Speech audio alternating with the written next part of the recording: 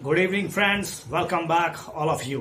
नमस्कार, आदाब, सत श्री अकाल, वड़क्कम, जोहार, जय झारखंड, जय भारत। आप सबों का हार्दिक स्वागत है मेरे इस यूट्यूब चैनल में, जहां आप सबों को लगातार ज्ञान वर्धन किया जा रहा है और इच्छुक छात्र मेरे वीडियोस को देख रहे हैं। इसके लिए बहुत बहुत धन्यवाद। लगातार इस तरह के वीडियो आपके लिए सेवा में आते रहेंगे और इस चैनल को सब्सक्राइब करें। अगर अच्छा लगता है तो जरूर करें और अच्छा नहीं लगता है तो कारण बताएं कि आखिर इसमें क्या सुधार की जरूरत है। You know, I don't have sufficient और एडवांस टेक्नोलॉजिकल डिपार्टमेंट और टेक्नोलॉजिकल टीम।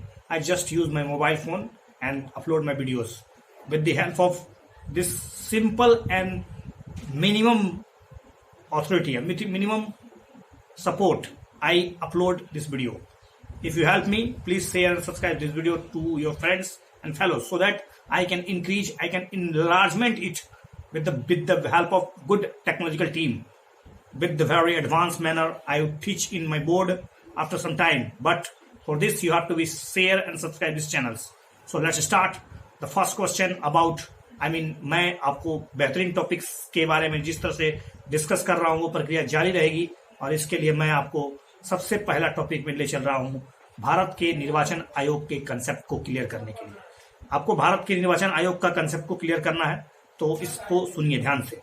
देखिए, अभी हाल ही में लगभग कुछ समय बीता है कि 324 सब क्लोज 2 के अनुसार राष्ट्रपति के द्वारा राजीव कुमार, जो कि एक सेवानिवृत्त आईएएस है, उनको चुनाव आयुक्त, मुख्य चुनाव आयुक्त के रूप में चुनाव आयुक्त के रूप में मुख्य चुनाव आयुक्त नहीं हो, चुनाव आयुक्त के रूप में उसको नियुक्त किया गया है। तो हम लोग बात करेंगे चुनाव आयोग के बारे में, क्योंकि चुनाव आयोग चर्चा में है तो इससे संबंधित प्रश्न हो सकते हैं और इससे संबंधित जितने भी प्रकार की डिफिकल्टीज है उसको मैं समाप्त करूंगा। It's my promise.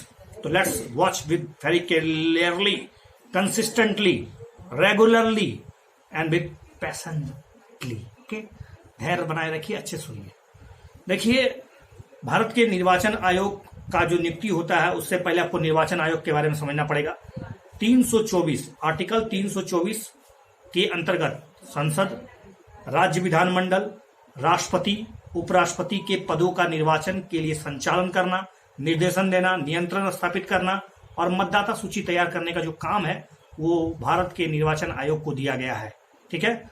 अब इस निर्वाचन आयोग की संरचना, इसके डायमेंशन, इसके स्ट्रक्चर, इसकी powers, everything will be clear. देखिए, संविधान में चुनाव आयोग के संबंध में क्या क्या बातें बताई गई हैं, क्या क्या उपबंध लिखे गए हैं संविधान में। निर्वाचन आयोग मुख्य निर्वाचन आयुक्त और अन्य निर्वाचन आयुक्तों से मिलकर बनेगा। एक चीफ इलेक्शन कमिश्नर होगा और अन्य इलेक्शन कमिश्नर होंगे। कितने होंगे इसका निर्धारण संविधान में बिल्कुल नहीं है, ध्यान रहे। ठीक है। मुख्य निर्वाचन आयुक्त और अन्य निर्वाचन आयुक्तों की नियुक्ति राष्ट्रपति के द्वारा की जाती है। जब कोई अन्य निर्वाचन आयुक्त इस प्रकार नियुक्त किया जाता है कि मुख्य निर्वाचन आयुक्त निर्वाचन आयोग के अध्यक्ष के रूप में काम करेगा।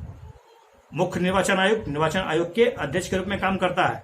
राष्ट्रपति निर्वाचन आयोग की सहायता के लिए जब आवश्यक समझे, ध्यान रहे, राष्ट्रपति के पास ये पावर दिया गया है कि राष्ट्रपति को जब लगे, ऐसा समझे कि मुख्य निर्वाचन आयुक्त की सहायता करनी हो, उसके कुछ असिस्टेंट होने चाहिए, तो अन्य निर्वाचन आयुक्त के रूप में प्रादेशिक निर्वाचन आयुक्तों की नियुक्ति की जा सकती है। तो रीजनल जो इलेक्शन कमीशन होते हैं, ठीक है, कमिश्नर, उसका भी नियुक्ति राष्ट्रपति के द्वारा ही किया जाता है।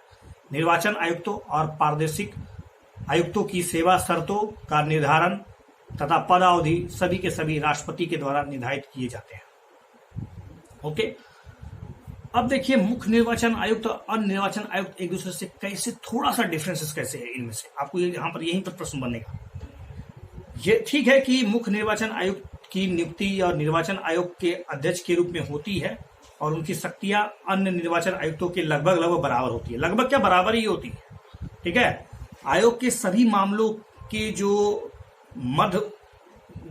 अगर कोई किसी डिसीजन को लेना हो तो उसके लिए बहुमत का इस्तेमाल किया जाता है।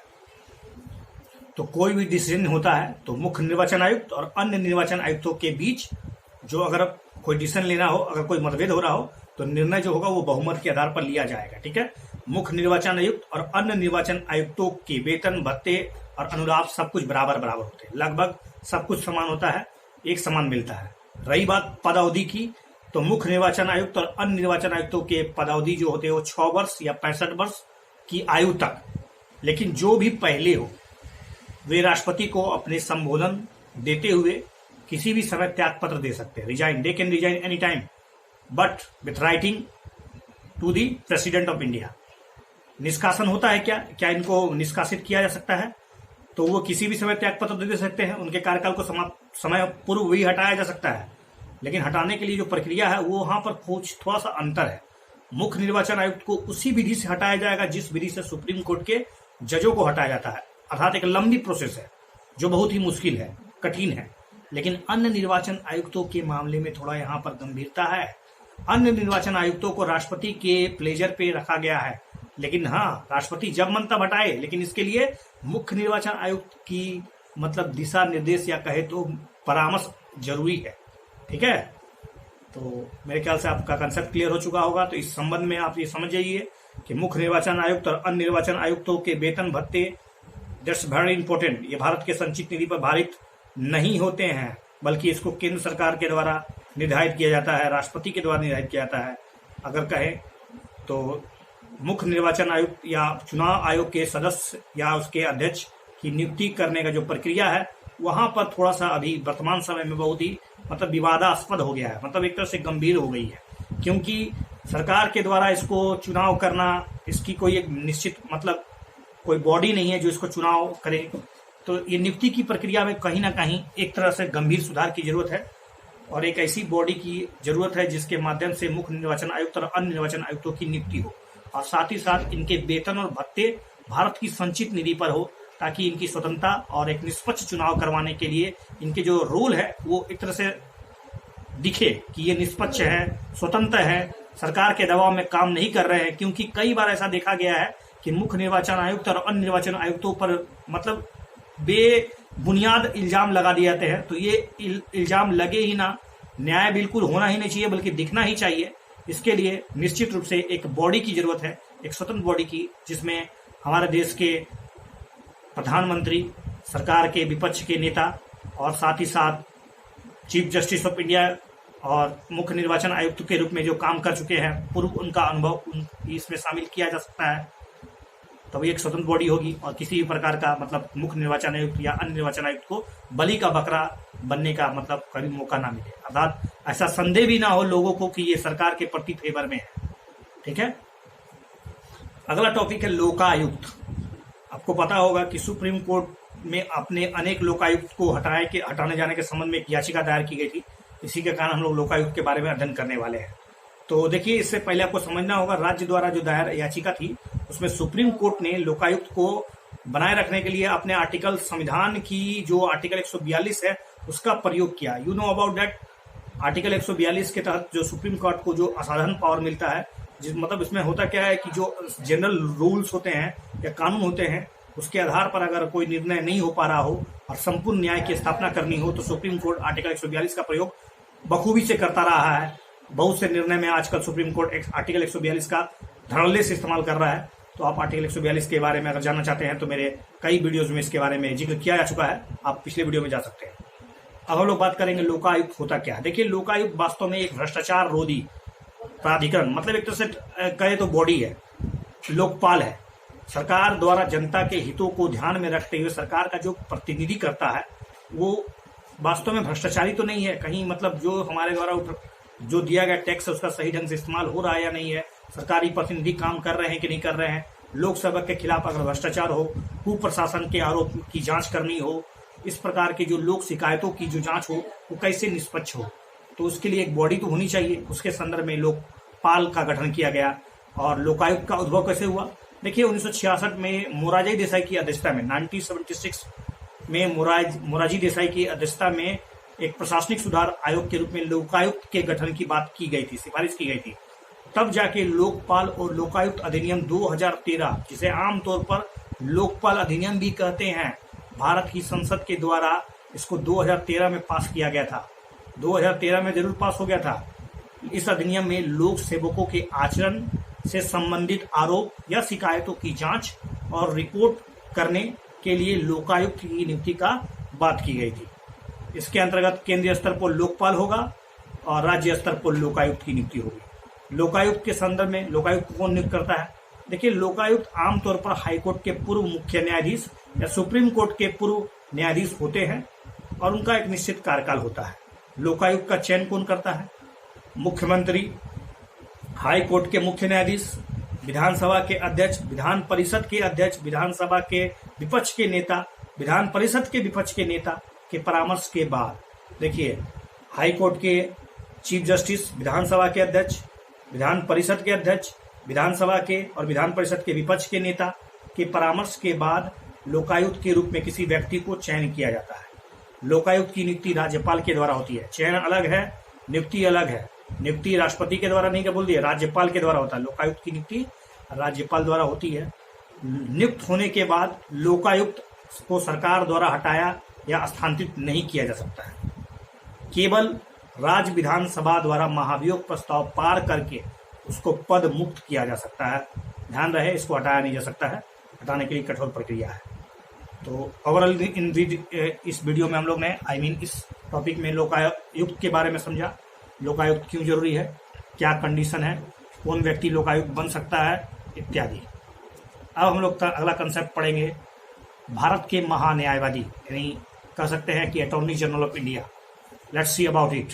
हाल में भारत के महान्यायवादी वेणुगोपाल ने केंद्र सरकार को सलाह दी कि जिस तरह से कोरोना वायरस की महामारी है, उसमें लॉकडाउन के दौरान वस्तु और सेवा कर यानी GST, goods and service tax के नुकसान की भरपाई करनी चाहिए।